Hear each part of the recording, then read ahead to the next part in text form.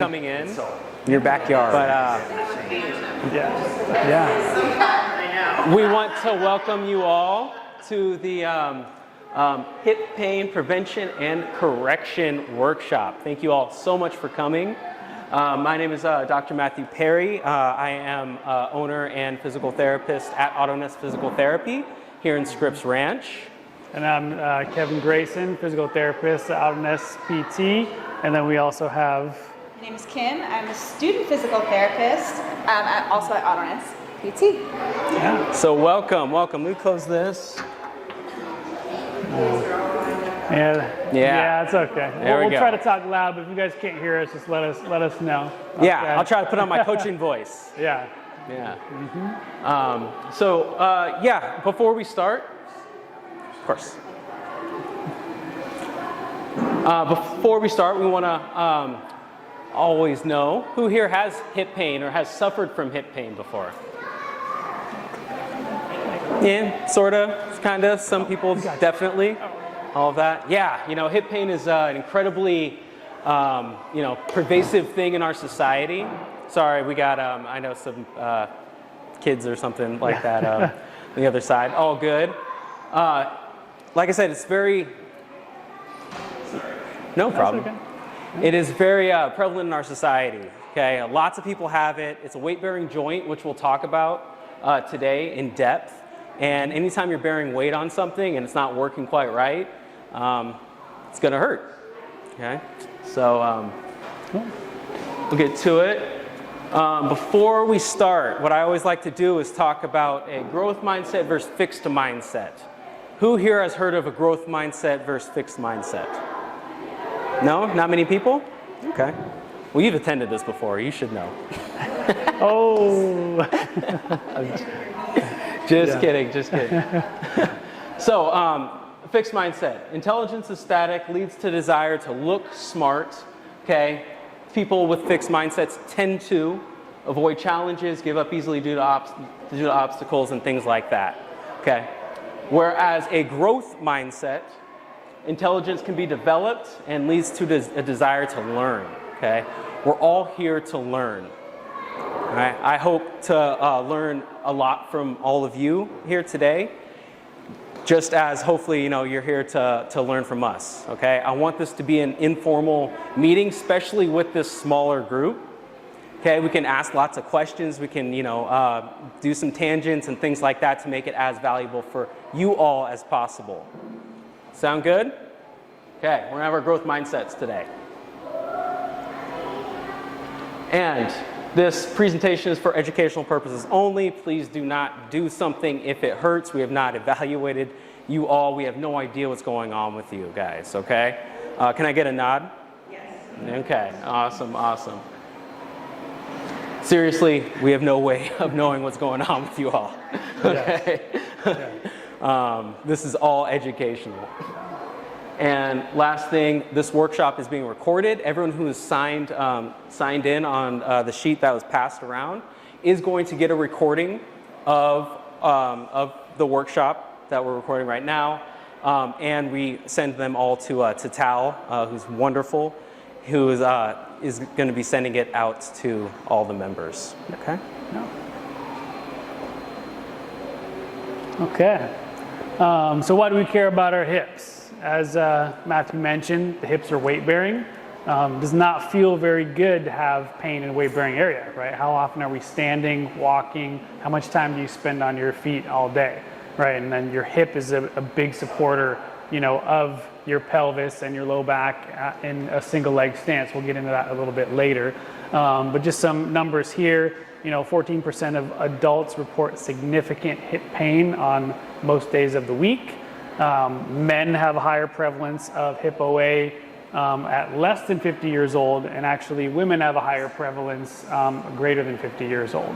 That's just a couple numbers there. And this was, the next one is the correlation of longevity to the sit-to-stand test. So we're going to go over this in a little bit. It's actually a little more information on the next slide, but they're highly correlated to function and pain with how many sit to stands you can perform in 30 seconds, okay? And then just a note about independence, right? We don't want pain to kind of limit what we do or need assistance with doing certain activities. So just a note on that, like why do we care? Because we want to be independent. We want to be able to do what we want to do, okay? Okay. So here's just some information from this study that talked about the sit to stand test. So there's some age brackets here, and you know, roughly where you should be at as far as how many you should be able to perform in 30 seconds. So we're not going to do this test today, but we are going to go over a sit to stand. Well, no, hold up. Maybe we do this. Would everyone be okay with doing the sit to stand? All we're doing is sitting and standing out of our chair. Yeah. Would everyone be okay doing that? Yeah. Okay. Again, 30 seconds. 30 seconds. Yeah. Is that doable for everyone? For it? All right. Make sure you keep your count in your head. Yeah, we'll do the time. Everybody just count. We'll do the time. So we start sitting or standing? When we say yes, you're going to be going at your own pace. Please do this safely and all of that. But we don't need any accidents trying to help with some things. Okay, but you're gonna when we say so, you're going to stand up, sit down, stand up, sit down. Kim is going to be timing you for 30 seconds. I want you to make sure individually that you're counting how many you are doing. Okay? Yeah. In 30 seconds. When Kim says stop, you stop. So Up and down is one. Stand up, sit down is one, yes. try to do it quickly or? Do them as fast as you feel like you can, Quickly safely. and safely as possible. Quick and safe. Yes. Doesn't count if your butt doesn't hit the chair though. So you That's true. Yeah. Make All sure the you're way feeling up, for that chair as all the well. way down. I know, right? Okay, you guys ready? Oh, that's one stand. Oh, Okay. No problem. Okay, ready? Go. All the way up and all the way down. very good. Keep going. Halfway. Halfway done. Halfway done, keep going. Keep it going. Keep going. 5, 4, 3, 2, 1. Stop. All right, very good, Great. very good. Great. Round of applause here. Okay. Okay. Who here? Yeah. Who here got above 10?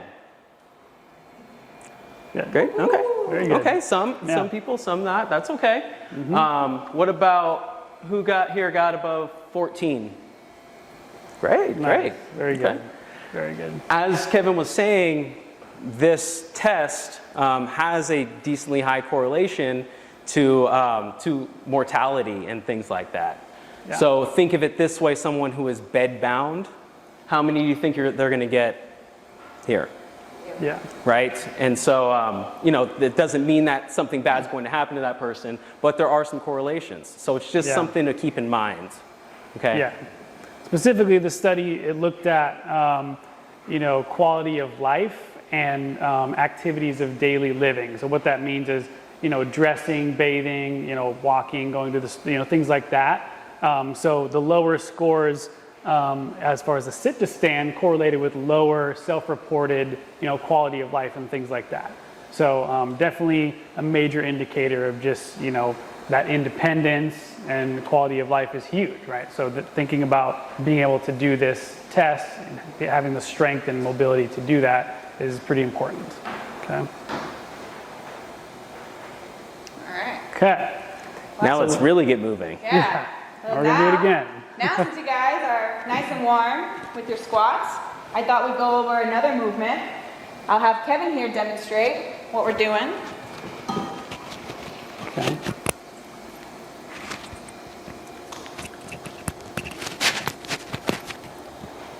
Kevin, can you pick up this water bottle for me? Oh, sure.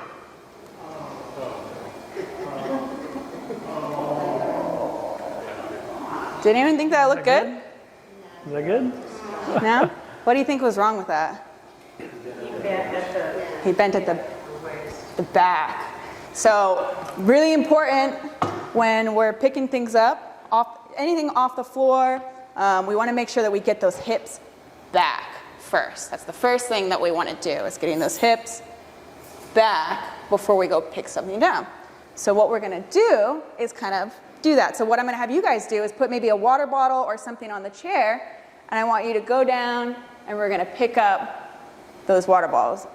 Okay, we're going to do that 5 times, and then we're going to come around and look at you guys. Okay, pick it up off the chair. So start on the chair. Start on the That's chair. really easy. If you don't have a water bottle, that's totally fine. And imagine your water bottle Yeah. is dishes. Just act like you're going down to pick something up, and what you feel is a proper form. Squeeze around here. You got keys, Yep. pick those up. And again, we're picking Let's the see it chair again. Let's see it because, you know, again. it's a lot bigger Okay, surface. that was fair. What I want you to do is get back into the hips a little bit more. So you did what we call kind of quad dominant movement. So you went like this to kind of come down. I want to see those hips get back like that. Yeah, there you go. Much better. Good. Good. Right, good, good. How's that feel?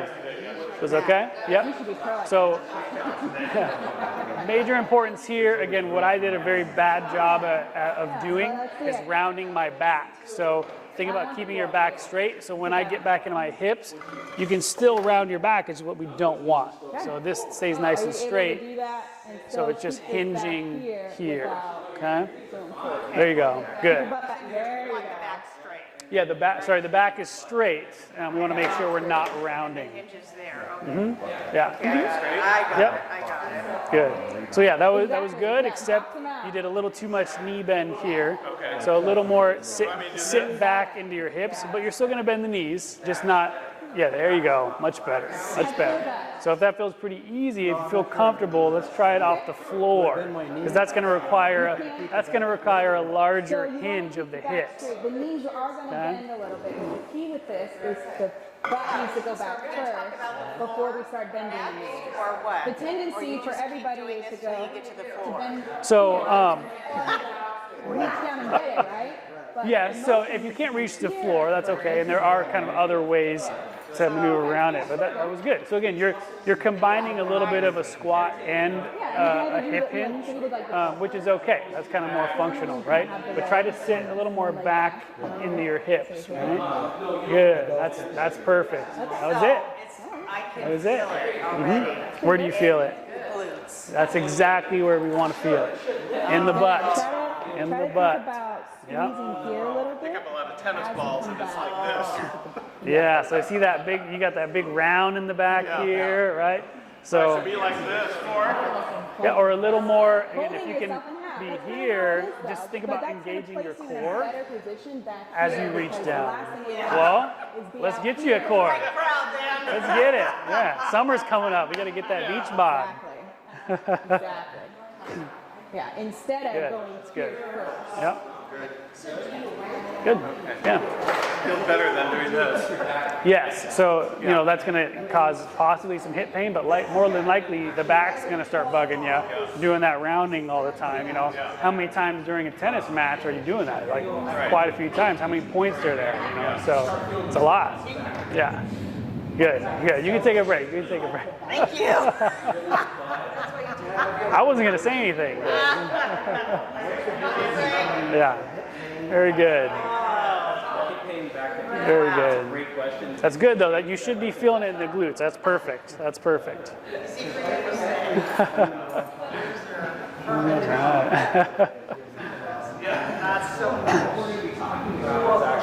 right. All good there. How those glutes feeling? Huh? Open? Yeah. And I'm going to put you on the spot. We had a great question, and I'm going to have you repeat that from me. Okay? If it's great, that's fine. All right, yeah, we'll address that too. Thank you. Okay, how'd that feel, everyone? How'd that feel? Great. I love to hear that. What we're trying to do, because we have a couple people actually, talk about back pain and things like that. What we are really trying to do is make sure we're taking up all that force into our hip muscles so they don't go into our hip, into our back, into some of these other areas. We had a great question a moment ago. I'd like you to repeat that if you can. Give her credit. Both of you, all the credit. What's the difference between hip pain, back pain? Where do they connect? So the question was, so everyone can hear, what was the relationship between hip pain, back pain, where do they connect, right? Because a lot of people have back pain, might feel tightness and pain in their hips, and a lot of people vice versa, right? So the hip and back are so intimately related, okay? Hip pain can actually masquerade as back pain can actually masquerade as maybe some hip pain, okay? The connection point, I would say, is really here in your glutes for most people, okay? When we have back pain, when we have hip pain, what happens is we have compensations, whether we think about it or not, right? Compensations. We've heard that word before, right? And in this imbalance, we have some muscles that take up too much of the work, some muscles that don't work enough, okay? And again, typically that's coming from the glutes. The glutes aren't working as well as they could. And so then we have a lot of force going into that hip joint. We have a lot of force going into our back area, okay? Who here has seen this position before with this arched back like that? Yeah. Guess what? Most of your the forces are going into your back in that position. Now you're reaching for something heavy, something light, and that's even more force going into your back, exponentially, okay? We can get into the physics of all that, but take my word for it. It's a lot. Yeah. Okay. Did that kind of answer the question? Yeah? Okay. So, yeah, really important to work on those glutes. Yeah. No, it didn't answer my question. How do you know if it's the hip or the back? How do you know if it's the hip or the back? So, people with back pain might experience things like pain, numbness, tingling down the leg. Not always, but sometimes. People with back pain typically, well, always, have stiffness that first thing in the morning or even later at night. Yep. I know some people shaking their head, yep. Okay. That's how you might know it's coming from the back. There's a lot of other symptoms and signs of that. Whereas the hip, you might have things like, oh, it just feels like deep in here, right? It's kind of like in here, okay? That's maybe more hip pain. But let me give you just a really quick story of me. I was diagnosed with 2 herniated discs in my back when I was an athlete. I played rugby and I played hockey, contact sports, of course. And I never had back pain, not one time. What I had was this feeling of tightness in my hip, and I couldn't stretch it. I just couldn't shake that. And went to the doctor, got the MRI, and they said, I had 2 herniated discs in my back. Okay? And so this is how sneaky sometimes these symptoms can be, whereas one thing is masquerading as the other. I still don't get back pain today. I get tightness in my hip. Okay, so a thorough evaluation and all of those kind of things would probably be the best thing to really deduce, with the hands-on techniques, what's going on with you personally. Did that better answer the question? Okay, great. Great question. Yep, great question. And just a quick note on that is that it can be very difficult, right? Like you said, it can masquerade as one or the other. So it does take kind of the skill of a doctor or a physical therapist or someone to do these special tests and really identify, like, okay, is that coming from that hip joint? Is it coming from your low back? Or is it something muscular, which can kind of be related to both? And sometimes both can be going on as well. So just a quick note on that. It's really hard to kind of identify those things on your own with just like, walking, I feel it here, but that doesn't necessarily mean it's not coming from the low back. Okay. What if it's coming from your ankle? We haven't even talked about that yet. Okay. Cool. All right, so our hip is made up Two bones, so there are two hip bones. We have a sacrum and we have a coccyx that's attached to it. You can tell that there's differences between a female and a male pelvis here. One of the things is that the female pelvis has more of a tilt forward, and there's a wider canal, as you can see in the circle here. Why do you think that that might be an advantage for us as humans?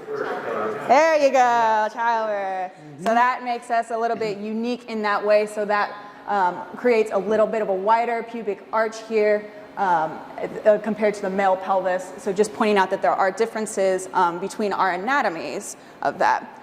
What makes us unique, though, compared to other quad creatures, is our ability to be able to go on a single leg, and our hips allow us to do that because of the obliquity and how and of that. Yeah. So, and one quick note I just want to add, again, men, because of this difference, men tend to be a lot stiffer in their hips or have a lot less mobility. But as you see from the numbers earlier, there's not necessarily a higher prevalence other than the age difference, right? So men have that hip pain a little bit younger, and women have that hip pain a little bit older. Yeah. When people get a hip replacement, they literally get the whole thing? Not this, but we'll talk about that. So we'll get back to that question in a little bit. Okay. All right, the hip. So what does the hip do for us, right? So the hip, it moves kind of like the shoulder. Shoulder is a ball and socket joint. It allows us to move in multiple directions. I can move my hip in multiple directions. Our joint kind of allows us to do that. Other thing, we have a labrum that also attaches to that similarly to the shoulder. It helps keep those that shoulder moving in the joint a little bit better. We also have all these muscles that are coming out. There's 21 that cross, if you guys want to count, but they cross to help give us that stability, and it gives us the strength to be able to do those triplanar movements that we talked about. So things that we're doing like stairs, any walking, the hip allows us to translate all those forces from our head, our trunk, and able to allow us to go in that forward progression. It helps keeps us stable in that way. Another thing here that I wanted to point out is the ligaments. They kind of help wind this up, kind of like that arcade game that you'd get stuck in, as kids with the finger thing. you always get imprisoned in that and don't know how to get out of it. So it kind of helps our joint stay in there in different positions. So we have many different things that contribute to the stability of the hip. But again, this is a weight-bearing joint, so we're putting all these forces through it, and we want it to be nice and stable, right? And so when there's imbalances, like Matt was talking about, in those forces, that can lead us to like falls, things like that, and put us in risk for overcompensating and hanging on those other muscles to kind of do the work, right? Any questions? Yeah. Yeah, No, it's kind of a lot. a lot of stuff. The top right? Yes. So that is looking at somebody's right hip. So if you were staring at me here, so again, we have this is the tailbone or the coccyx here. This is your leg bone or the femur, and that is your pelvis. So again, the previous slide, we talked about the pelvis and the sacrum and how those work together, and this is showing the sacrum, the pelvis, and the femur and how those work together. Okay. Who knows what the IT band is? Do you mind sharing? Well, I could just point to where it hurts. High, so I think it's the things on the sides. Okay. Things on the sides. It's It's out. Yeah. So the IT band. So that band is actually a huge, long thing of really dense fascia. Have you ever heard of people saying that they can stretch their IT band and things like that? Who here has tried to Who's stretch tried to stretch it? foam roll it or Yeah. whatever. Yeah, a few people. Yeah, so that band, you're actually not really stretching. We need that band to be nice and taut in that way. What we're actually doing though is there, as I pointed out in the last slide, we have many different muscles that are kind of going through. And by doing that foam rolling stuff, we're actually loosening up the muscles that are around that band. So there can be a lot of different points of what I call stickiness along that. So I just kind of wanted to point that out, that we have that, and as well as our glute muscles back here. As I talked about the single leg, going in, our ability to do that is because of these muscles here. The balance, the equality and the balance of those muscles will help you be able to do things like stairs, going up, walking or jumping, things like that. Yeah. So. And as an added note, in our doctoral program, we dissected cadavers, a lot of cadavers. And was it 8, 9, something like that. Mm-hmm. We took the IT band out of one of those cadavers, and we had 2 people bigger than me try to stretch that IT band by pulling it, because the IT band was out of the body at that point. And guess what? We couldn't stretch it.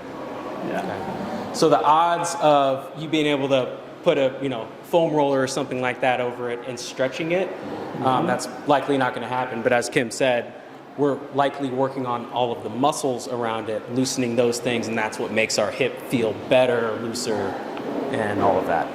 Yeah, because there's a lot of muscles that attach in there, and all the glutes, not just the TFL is the muscle that we strictly usually talk about that attaches into the IT band. It's your tensor fascia lata, fancy name, but it's not the only muscle that kind of blends into that tissue. So your TFL is actually this kind of muscle right up here, okay, which is going straight into that band that goes down the leg. But if you see, the glutes here, it's kind of blending into that fascia, and a lot of it kind of blends together. So a lot of those muscles can contribute to that tightness in that you feel all the way down to the knee. So just a note about that. Any questions about the IT band? It kind of blends into the fascia of the knee. What was the question? Right? Does it stop at the knee or keep going? Yeah, so it kind of blends into what we call the lateral retinaculum, which is also fascia. So it comes all the way down into the knee and kind of blends into that fascia as well. And this actually isn't a great picture because in most people, the IT band can actually wrap all the way around the leg. Like I said, it blends into a lot of the fascia, so a lot of it's really interconnected and it's really strong and dense. So that's kind of one of those myths we talk about, like stretching the IT band. We can't really stretch it, but we can stretch and work on mobility and all the other muscles around it. Yeah. You can't stretch it, but you can relieve the tension in it. Yes, so there's definitely pain sensors and things all up and down in those tissues. So, as you mentioned, you might have rolled the IT band before. That can give you some definitely temporary relief. But again, you're probably really hitting a lot of the muscles underneath it because we have the lateral quad, and right behind it we have the hamstring. So yes, that band is kind of wrapping around it, but it's really probably the muscles underneath is where you're feeling that kind of denseness or that discomfort. Yeah. Okay. Any other questions about that? No? Okay. So, quick note here about hip arthritis. Anybody here have hip arthritis? Or think they might have hip arthritis? 2 hands, huh? 2 hands, yeah? Both replaced? Yeah, okay. Okay, we'll talk about that in a minute. Again, affects more than 27 million in the United States. That's just arthritis in general, not just hip arthritis. And the prevalence of symptomatic hip OA is only reported at 9.2% in adults greater than 45 years old.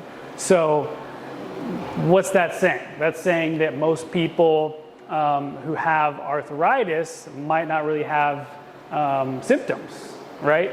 So we kind of talked about this a little bit in the knee, if any of you are here for the knee workshop, but it doesn't always, if you have arthritis, bone on bone or whatever it is, it doesn't necessarily mean that's where the symptoms are coming from.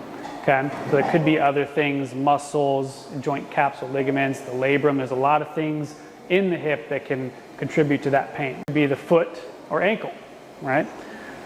So signs to look out for, which is what we often don't think about, is a deep hip or groin pain, right? So a lot of people, when you think about the hip, you're talking about, oh, out here, this is my hip, right? Now that's actually the outside of your femur, or this part of it here. So they call that the greater trochanter. So then the femur actually dives inward, and that hip joint is a little more towards the groin. So when we say this deep hip or groin pain, a lot of people experience pain kind of in these muscles in the groin, okay? Now pain and stiffness, usually worse in the morning after sitting or resting. That's general to all arthritis. So typically stiffer, more painful in the morning, gets a little better throughout the day. Okay?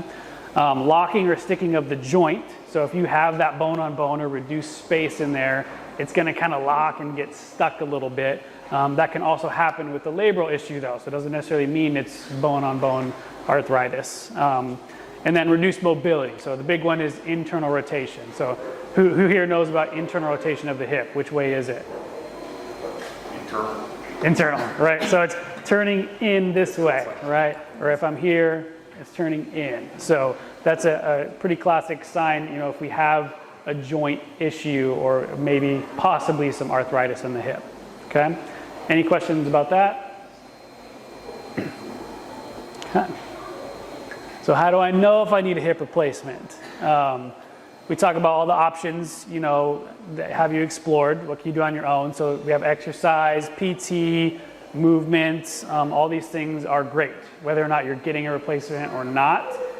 Working on strengthening and exercise is going to help either option for you, okay? And we have, you know, NSAIDs, topicals, there's injections, there's all these things that surgeons or doctors can help you do. And the question I always ask is, can you walk without pain, or are you avoiding activities that brought you joy, right? So we don't want to wait too long where it's debilitating. It's like, oh, I can't even, you know, walk to the fridge without my pain or my hip just killing me. You know, we don't want to do that because the muscles start to can lose function. So, but really rating, you know, how you're doing in your daily life, and if you're limited in your activities, is kind of a good way to tell, you know, okay, if I need a hip replacement or not, okay? And then what you should expect, you know, we're gonna be moving right away. Hip replacements actually recover very well. I don't know about your situation, but looks like you've recovered nicely as far as watching you do those squats and lifting mechanics. So they do great. They typically recover a lot faster than like the knee replacements and those big surgeries. But there are some restrictions, and so that's just, you know, if that was down the road, we could kind of talk more about that. But again, a lot of strengthening after surgery.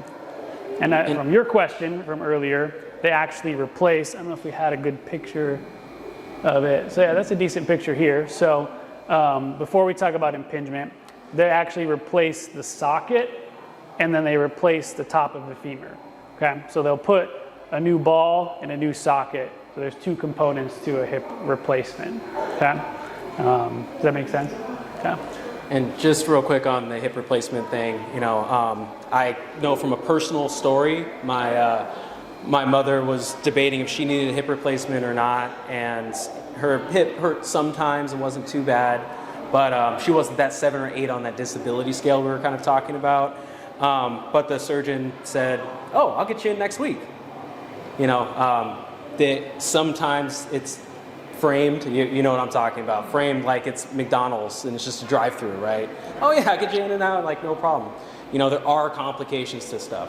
Hips typically do better as far as surgeries go, but anytime we're going under anesthesia, anytime we're cutting, there's risk for it, okay? So make sure you're exploring all of your options prior to, you know, going under the knife. You can always get that later.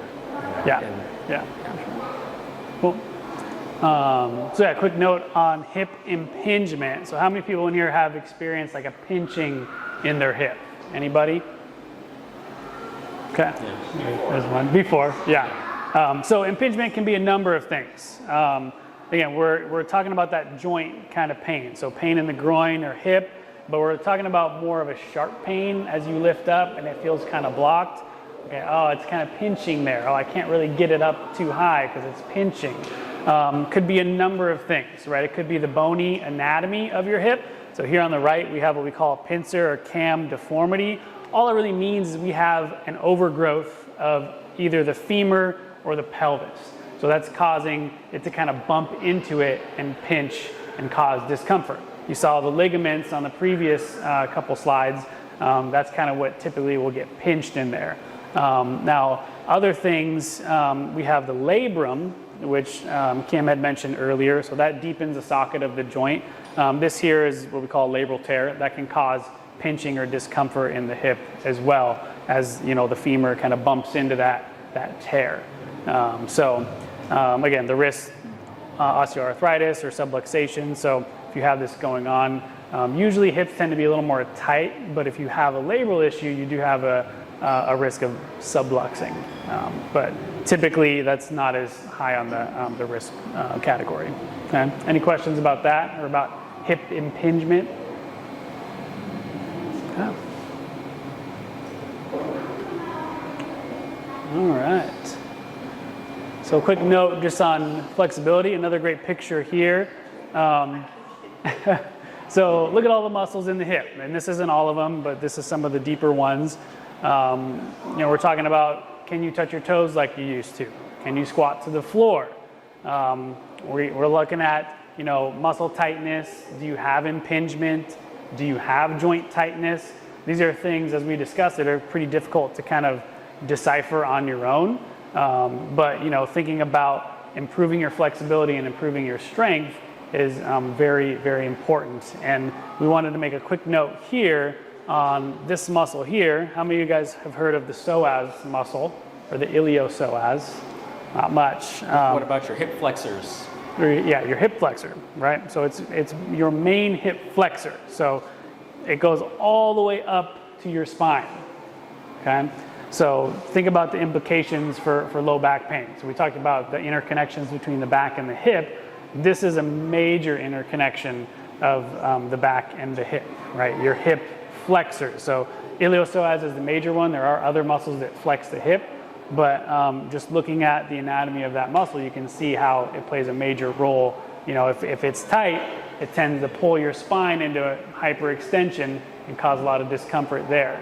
Okay? Or if it's weak, then you have a little bit of reduced stability in your back when it's actually a hip muscle. I would say it's a hip and a back muscle, but most people would say it's your hip flexor muscle. Okay. Any questions about that? Where's the groin muscle there? Some of your groin muscles here, so that's your adductor or adductor brevis, but there are more that are kind of taken out of here because some of those groin muscles go a little bit lower down the leg. Okay. But you see how close these groin muscles are to that hip joint, right? So it's like, is it a groin issue or is it a hip, a hip joint issue, right? So it's not always soft tissue, it is bones a lot of the time. absolutely sometimes. Yeah. But again, that's where, a specialist, as far as a orthopedist or a physical therapist or anyone would kind of decipher that by doing some muscle tests and doing some joint tests and looking, okay, like this is looking more muscle or this is looking more like a joint tissue. And then down the road, if you need an x-ray or something, they could decipher that, what the joint looks like, okay? All right, we're gonna get moving again. Are we ready? Your eyes lit up. Yeah. You're so excited. Let's go. Or you can do this one? Let me look here. Uh-oh.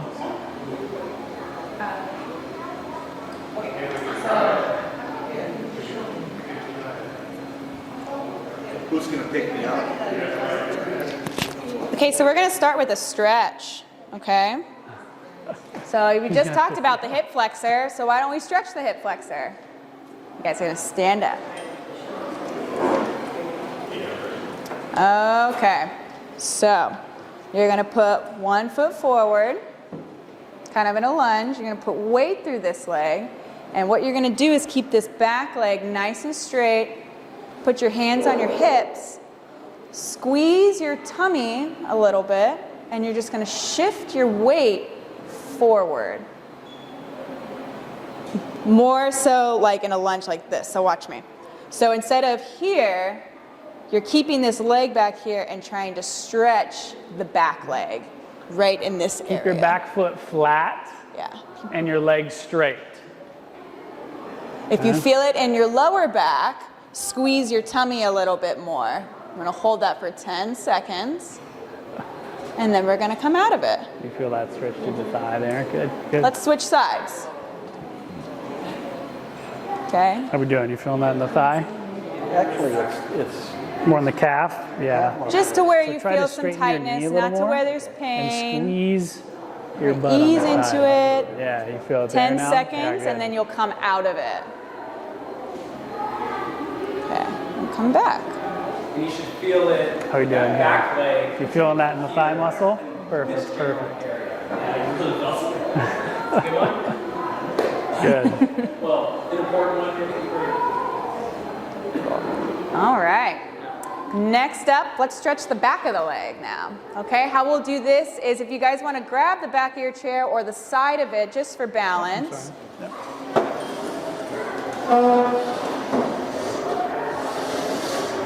So if I'm holding on to the side, doesn't matter on the side or the back here, I'm going to put my heel on the ground with my toes up, and I'm going to try to sink my hips down, not leaning forward, keeping the trunk up, but the hips go back, and then I should feel a stretch in the back of your thigh.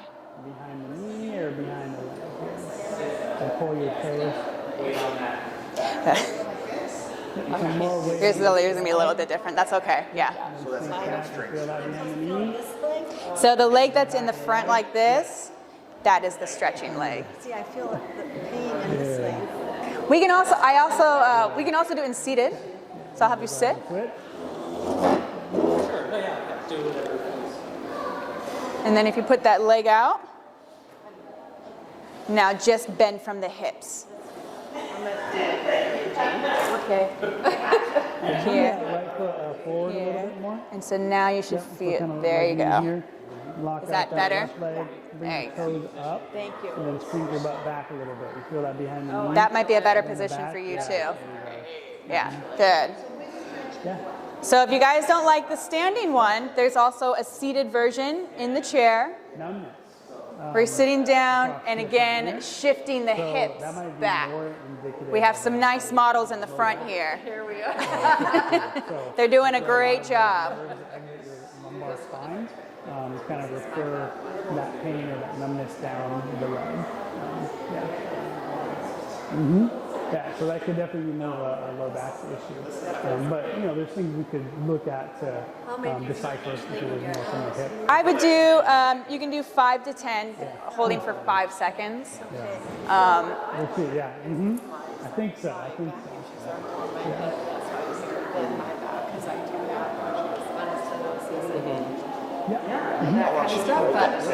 About 10 to 15 seconds, yeah. And then you're going to come out of it. So it's more of an active stretch, and then you're going to come out of it. And it's tendon as a muscle to bone. And so yeah, if you don't like the standing one, yeah, there's always a seated one. have to be one thing or the other. Capsule, so that's You getting connecting the that? pelvis to the femur. And so Now, like your glute muscle, is it's a why big muscle, and then it turns into a tendon which attaches to the most of us pelvis. aren't, although we say, leg length and things like that. I think it's hereditary. My mom. Stability. Yeah. So Have you tried the seated one? No. tend Let's to try be that. more stiff, depending because they have a different makeup of the collagen. So fibers. sit on a little bit of the edge of the chair. Don't stretch as much. Yeah. Yeah, and then it's like be straight. And so then from the hips, Tendons you're gonna generate bend forward from the as hips. you shorten the tendon. Yeah. Yep. Oh. That muscle where all the power Hi. comes from. So it And holds just to that the point of bone tightness, and not moves to your where body. there's pain. Yeah, we're there. Okay. Does that make sense? Yeah. There you go. That looks good. The only funny one is Good. that It should feel. All of this should feel good. some people That's call the it intention. patella because it's, we have our quad. Here's your quad tendon. Here's your bone. And then this is a ligament. Great. How'd everyone feel with that? Bone. People call it the patellar tendon. We can help with that. We know that. Interchange. Okay. So that's the only funky one in the body. Well, the reason I asked Okay. We're not done yet. is toward the tendon. Okay. Yeah. So once you guys are nice and rested, I'm going to have you stand back up. Practice that sit stand. Yeah. I actually had to squeeze Oh, okay. the what tibia of the foot. Yeah. Yeah. No, we can talk. We can talk after. Yeah. So now let's talk about the ankle a little bit. Remember how I said, who knows? It could be coming from your hip, could be coming from your back, could be coming from down below. Okay. Who here has heard of something called pronation? Yeah? Okay. What that is typically people putting a little bit more weight on the inside of their foot, flat feet, all of those things. Okay. And so what happens, just as an illustration quickly, is say I pronate a lot in my foot. Look at what happened with my knee. Look at what's happening at this angle with my hip. Okay? Look at how I'm now correcting myself up here. Okay? So it really is a whole chain and everything's very interconnected. So this is when sometimes we have someone coming in for low back pain, hip pain, things like that, hip tightness even. But we correct something down here and it resolves the whole thing. So just because you feel it here does not necessarily mean it's coming from here, right? Does that kind of make sense? Okay. The other thing is my glutes and these muscles have no ability to really work in this position. This is obviously an exaggeration. Your pronation could be like that. People who knock knee and things like that, sometimes they're structural things, but a lot of time it's a muscle imbalance thing. Okay. Learned behavior. All movement is learned, good or bad, right? Make sense, everyone? Cool. You can all take a seat.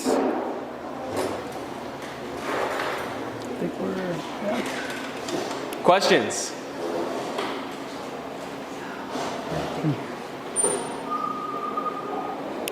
No?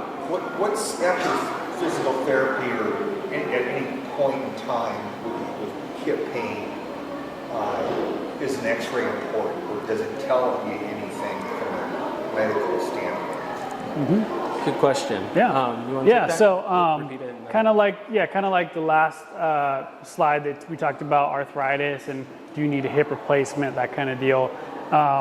It's more about that disability scale and if you're making progress or not, right? So if you're in physical therapy and you're doing all the right things, strengthening, working on mobility, and nothing seems to be progressing forward or getting better, that's where it's more indicated that like, okay, maybe we should get an x-ray and see how bad like this arthritis is and talk to a surgeon about that and see, what the next steps would be, okay? And then if you get an x-ray and it shows like joint space is good, okay, then, maybe we're missing something as far as, it's not coming from that hip joint. Maybe it's more of the muscles or maybe a little bit of the low back or some other things to kind of look at, yeah. Okay. But yeah, progress is that number one indicator. Is Yeah. what you're doing currently helping you get better? Yeah. Yes or no, right? If not, talk to someone about that, maybe a specialist, PT, whomever, that is. Is that helping? Yes or no? They're pretty binary things. I'm either getting better or I'm not getting better. Yeah. And, at that point, if it's a no and you're not getting better, then you go to that next phase, right? Yeah. And the good surgeon, I worked with a lot of great surgeons in the San Diego area, or orthopedists, that, it's kind of their last ditch to cut, or they'll give that option to the patient, be like, look, this is what your x-ray shows. You've got, pretty significant arthritis, but why don't you try some physical therapy first? And so a lot of times that's what usually happens is a patient will, go see an orthopedist, get that x-ray, and they're like, okay, let's go to physical therapy and try to strengthen it first. and see if you make progress. Unfortunately, I've had a lot of patients that go through that and then they get a lot stronger but still have to deal with the pain, but it sets them up for success if they do get that surgery, because now they've done all the exercise, they've done all the strengthening, and they're really prepared going into that surgery. That's a good question. And how long does it take with the exercises to become at your maximum strength? I'm sure it's different between individuals. Yeah. Yeah, it's very, very person specific. There's no cookbook for it because everyone's issue is different. Even if you have arthritis in your hip and you have arthritis in your hip, both left hip, it might be different, right? And you will respond to things differently. So, that's why it's important, in selecting that physical therapist, that they're taking an in-depth look into what's going on with you specifically. So we're getting to the root cause of the issue. And then, how are they monitoring your progress through this? Are they just saying, oh yeah, you're getting better, you're fine? Or do they have some sort of, pathway or something like that in order to just be like, okay, we wanted to get you to 6 out of 10 pain from this, you were at 10 out of 10. Okay, next phase is, now getting you squatting without pain. Now getting you here without pain. So you can see that and it's more objective, right? Yeah. That makes sense and kind of answer the question? But it always depends. Yeah. And it's different from everybody. Yeah. Every person Yeah. is different. I have two questions. Of course. Like, if you can walk just fine, but you can't stand, is that indicative of a hip issue or back or what? Like, standing is hard, but walking is fine. Yeah. So that's question one. Question two, do you guys recommend using the weight equipment in the weight room? Because there's two things I do that if I do them regularly, I have less pain. But if I stop doing that, then all of a sudden I get out of whack. And I was just curious if you guys recommend. We highly recommend weights. Absolutely. There's particularly- one where you're doing this and it pulls, Yeah, and the other one with the back. Yeah. Particularly if it's making you feel better, right? That's the biggest data point there is. You feel better when you do it. You should probably be doing it more. I know the Scripps Ranch Swimming Racket Club has a wonderful personal training staff and all of that here. So definitely utilize them. They can even show you some of the machines and all of that. But to circle back to the standing, to me, and maybe Kevin has a differing opinion, that's saying to me maybe a little bit more low back. Yeah, that's what I'm thinking of. So Then, back, not a hip. yeah. Yeah. But of course, that's very person specific. And the only note I might say about that is, when you're walking, you're a little more active. Muscles are more active, and it's really easy to hold a standing posture that's not active, right? So, I can stand on one leg like this and really squeeze my glute and have it be nice and active, or I can kind of hang out like this. I'm really just hanging on the ligaments here. Nothing is turned on, right? So that can lead to pain over time. And a lot of us tend to stand like this. You think about it, next time you're standing, like, oh, am I kind of just hanging out on this left side all the time? That can lead to left hip issues. So think about the way you stand. It is important if you can kind of keep that even weight and be a little more active in your muscles. Yeah.